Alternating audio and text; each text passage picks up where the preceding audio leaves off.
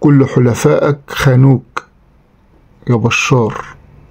اللي عملته المعارضة المسلحة في سوريا في أسبوع ما حصلش في 13 سنة طوال فترة الصراع بين النظام السوري والمعارضة السورية.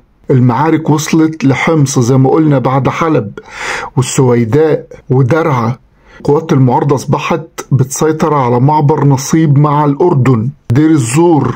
المعارك أصبحت في كل مكان، بيتم تطويق العاصمة السورية دمشق، وقوات الجيش بتنسحب، وفي انشقاقات كبيرة وسط قوات الجيش السوري اللي بتنضم لقوات المعارضة. أصبح الكلام على سقوط دمشق قريبا جدا، وانهيار نظام الأسد في سوريا أصبح قاب قوسين أو أدنى. واللي بيحصل ده والانهيار اللي بيحصل في الجيش السوري ده معناه إنه حلفائه باعوه، كل حلفائه باعوه.